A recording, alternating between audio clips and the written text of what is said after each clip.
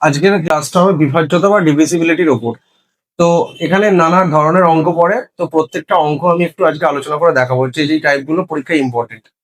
তো প্রথমের অঙ্কটা দিচ্ছে, একের অঙ্কটা 4^61 প্লাস 4^62, 4^63, 4^64 প্লাস 4^65 নিচের কোনটি দ্বারা বিভাজ্য? 11, 12, 13, 14, চারটে অপশন আছে, এখানে অপশন দিতেই হবে। তো চারটের মধ্যে কোন অপশন দ্বারা বিভাজ্য হবে বের করতে হবে। তো আমাকে প্রথমে কি করতে হবে, এটা লিখলাম।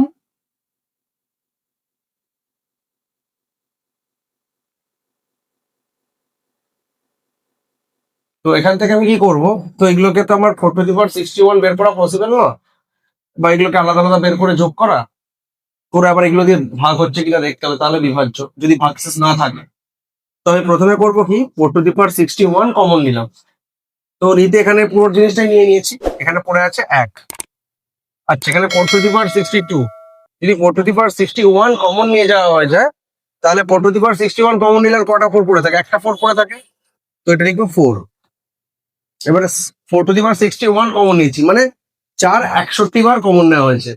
আর এখানে 4^63, মানে 4 63 বার আছে, 63 বার আছে। 61 বার কমন নেওয়া হয়েছে, 63 বার আছে, তাহলে দুবার থাকবে, 4 স্কোয়ার থাকলো। এখানেও 4^61 কমন নেওয়া হয়েছে, 4^64, মানে 64 বার আছে, 61 বার নিয়ে নিয়েছি, তাহলে 3 বার থাকবে। এখানে কি 65, 61 বার নিয়ে নিয়েছি, তাহলে 4 বার থাকবে। এই যে আমার হয়ে গেল অঙ্কটাকে সাজানো। এবারে আমি আবার লিখছি 4^61, এই ব্র্যাকেট আছে, মানে এখানে কিছু চিহ্ন নেই, মানে ইন্টু আছে। এবারে এইগুলোকে লিখবো, 1, 4, 4 স্কোয়ার মানে 16, 4 কিউব মানে 64, আর 4^4 মানে 256।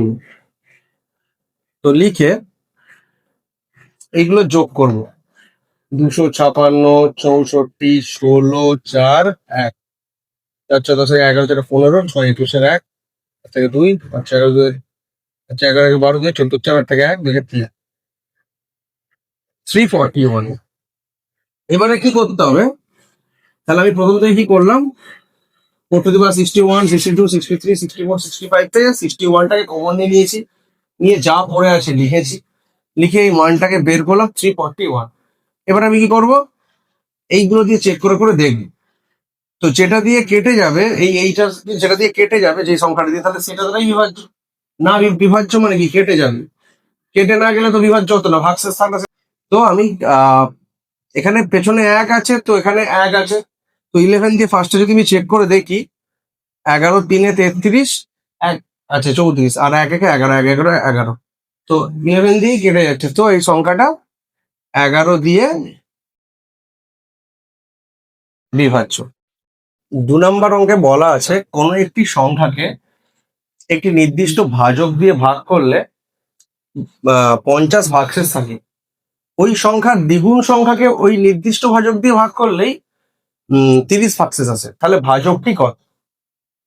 তাহলে আমরা একটা জিনিস জানি, এই যে এইখানে যেটা লেখা আছে সেটা ভাজ্য, এইটা হচ্ছে ভাজক, এইটা ভাগফল, আর এইটা হচ্ছে ভাগশেষ। তাহলে এই ভাজ্য সমান কত? এই দুটোর গুণ হয়, ভাজক গুণিতক ভাগফল প্লাস ভাগশেষ। ভাজকের সঙ্গে ভাগফল গুণ হবে, তার সঙ্গে ভাগশেষ যোগ হয়ে ভাজ্য। যেমন এইখানে যদি 7 যদি ভাজক মানে ভাজ্য হয়, 2 দিয়ে যদি ভাগ করি, 2টা হচ্ছে ভাজক, 2 গুণিতক 3 হয়ে গেল 6, আর প্লাস 1 ভাগশেষ। তাহলে 2 গুণিতক 3 6, 2 ভাজক গুণিতক ভাগফল প্লাস ভাগশেষ হয়ে এটা হচ্ছে 7, মানে 2 ইন্টু 3 প্লাস 1 হলে 7।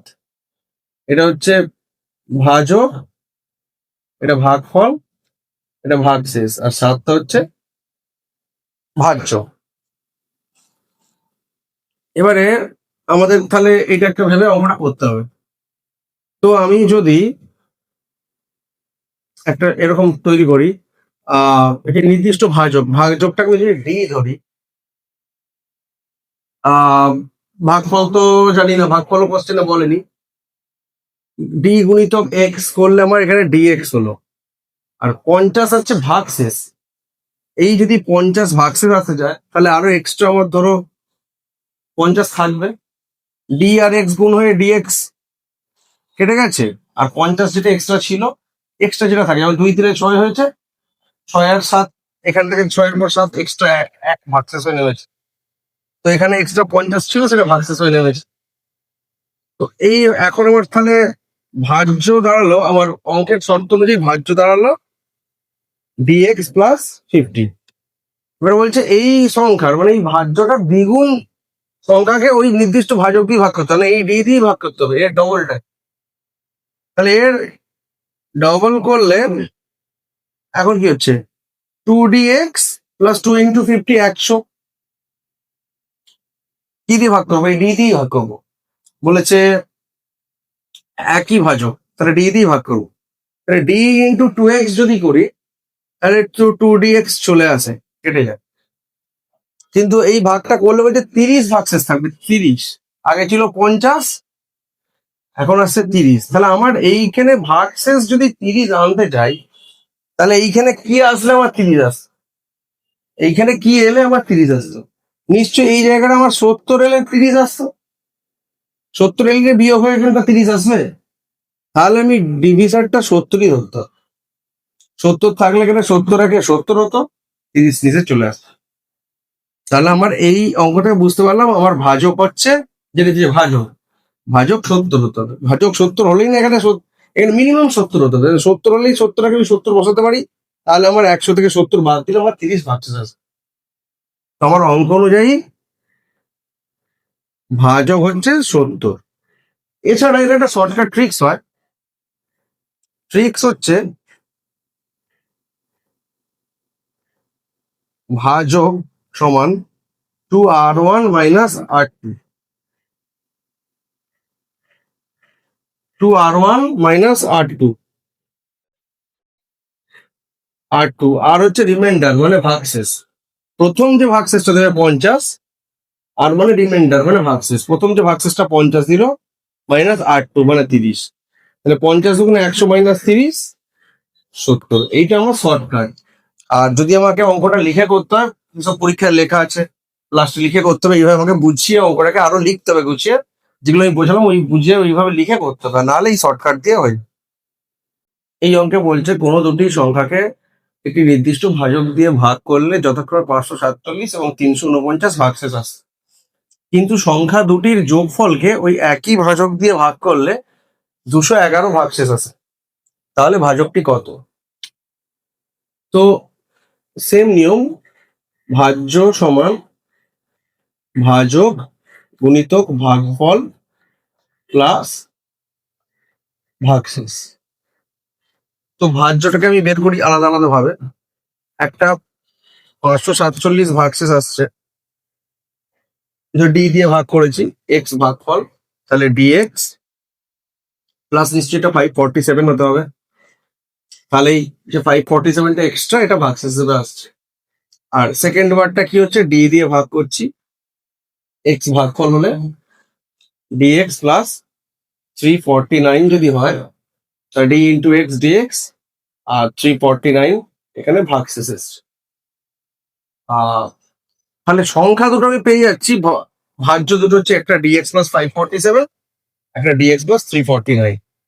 তো এবারে বলছে এই সংখ্যা দুটি যোগফলকে একই ভাজক দিয়ে ভাগ করলে 211 ভাগশেষ আসে।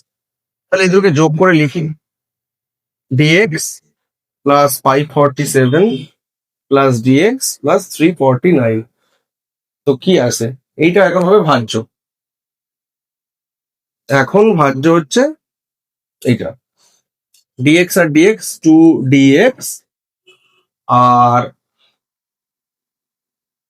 ডিএক্স ডিএক্স হলো 2dx, আর 547 349 যোগ করবো, 896। তো এখন এইটা হচ্ছে ভাজ্য, আর একই ভাজক দিয়ে ভাগ করা হবে। তাহলে ডি দিয়ে ভাগ করছি, নতুন ভাজ্য হচ্ছে দুটোকে যোগ করার পর 2dx প্লাস 896। ডি এর সঙ্গে যদি 2x গুণ করি তাহলেই তোমার 2dx চলে আসে। এবারে এক্সট্রা এখন ভাগশেষ কত? 211। এখন 211 ভাগশেষ, 211 হচ্ছে ভাগশেষ। এই 211 ভাগশেষ কখন আসে? এই ভাজ্যটা তাহলে এখানে এলে এই দুটোর ডিফারেন্স হয়ে 211 ভাগশেষটা আসবে। এখানে একটা সংখ্যা থাকবে, সেই সংখ্যাটা এইখানে যে সংখ্যাটা থাকবে 896 থেকে সেই সংখ্যাটা বাদ দিলে নিশ্চয়ই 211 ভাগশেষ আসবে। এবার 211 ভাগশেষ হতে গেলে এখানে কি আসে? তাহলে এই দুটোর যে ডিফারেন্স সেটাই এখানে আসবে। ভালো করে সবাই বোঝো, এইটার সঙ্গে এইখানে যে সংখ্যাটা হবে তার ডিফারেন্স 211 হবে। তাহলে আমি ধরছি এ, এখানে কিছু একটা আসবে, তার ডিফারেন্সটা হচ্ছে 211। এটা তো বিয়ে হবে আমার ভাগের নিয়ম অনুযায়ী। তাহলে আমি একটু লিখছি 896 প্লাস এ সমান 211। তাহলে এটার মান কত হবে? তাহলে এ হবে 896 থাকবে, এখানে একটা এ থাকবে, এই দুটো ডিফারেন্সটা 896 এর ডিফারেন্সটা 211 আসছে। 896 এখানে একটা যেটা আসবে তার বিয়োগটা 211। তাহলে এ এর মানটা কত? শুধু যখন এ এর মান চাইছি তাহলে সেটা কত হবে? 896 মাইনাস 211। মানে এটাকে যদি ওদিকে নিয়ে চলে গিয়ে প্লাস হয়ে যাচ্ছে, ওটা এদিকে নিয়ে চলে গেলে মাইনাস হচ্ছে। তাহলে সেই সংখ্যাটা কত? 685। তাহলে এইখানে আমার 685 যদি আসতো তাহলে ভাগশেষটা 211 আসতো। তাহলে 685 এখানে আসার জন্য ডিভিশন ভাজকটা কত হতো? এটাও নিশ্চয়ই 685ই হতে হবে। 685 যদি হয়, এটা ছাড়া আমি কি বলবো? 685 হলে 685 ইন্টু 1 685 হচ্ছে, দুটো ডিফারেন্স 2 ইন্টু 11টা আসছে। তাহলে আমি কি করলাম? এটার সঙ্গে এটার বিয়োগ দিয়ে দিলাম, তাহলে আমার 685টা এলো। ওই 685টাই আমার ভাজক। তো 685 ভাজক। আর এটা হচ্ছে শর্টকাট একটা ইউজ করা যায় এই অঙ্কে,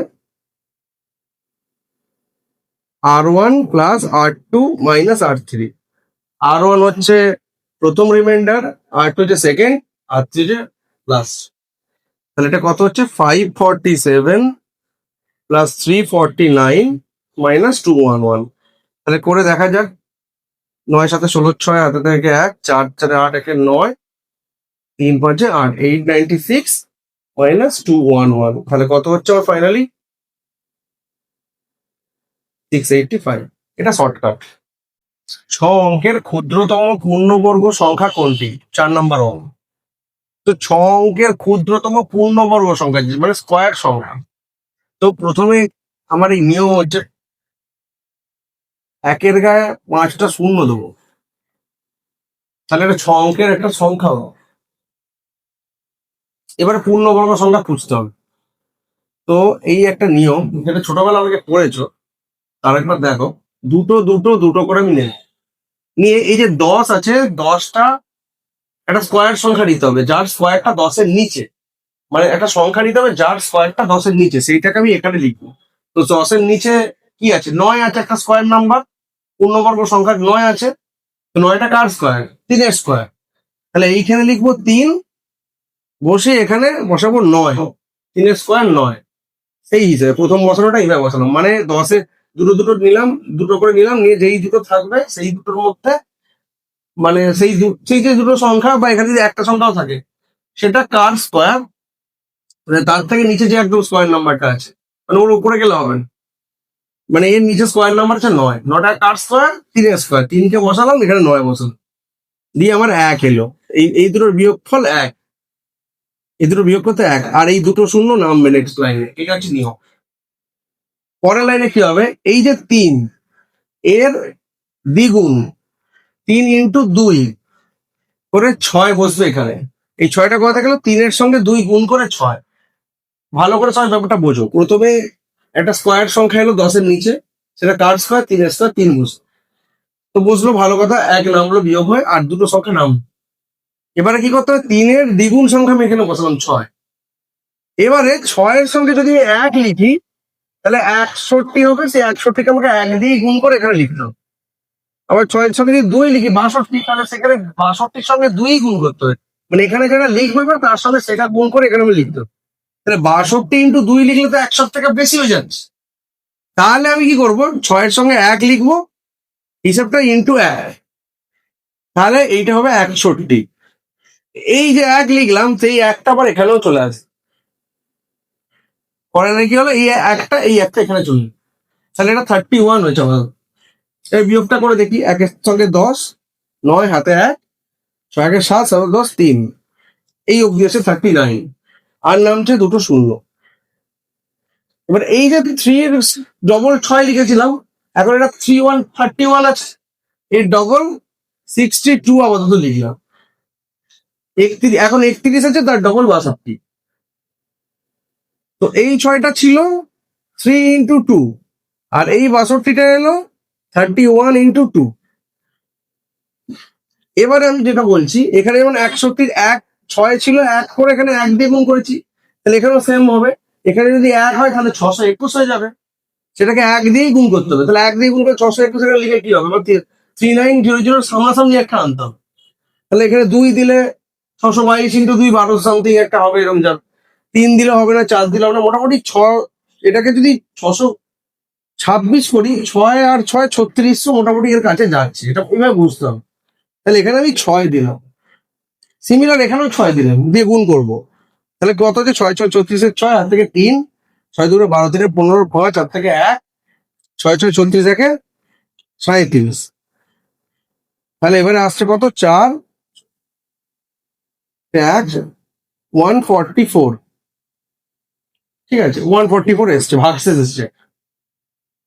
আর এই যে 6 গুণ করি, এখানে যে 1 গুণ করে একটা লিখেছিলাম, তাহলে এখানে যে 6 গুণ করলাম, ওই 6টা এখানে লিখে দেবো।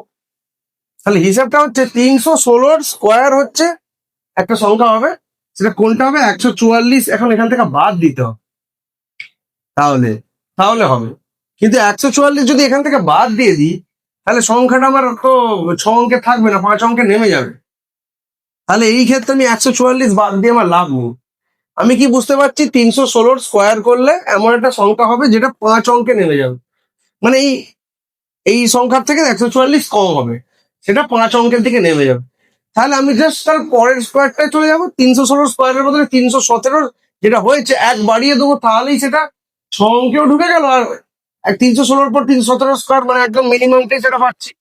তাহলে আমি এখানে কি করবো, 317, এটা থেকে 1 বাড়িয়ে দিচ্ছি, এটা থেকে 1 বাড়িয়ে 317 স্কোয়ার করে দিচ্ছি। 7 7 × 49 9, হাত থেকে 4, 7 থেকে 7 4 11, হাত থেকে 1, 7 21 22, 1 7 7, 1 1 1, 1 3 3, 21 1, হাত থেকে 2, 3 1 3 দিয়ে 5, এদিকে 9।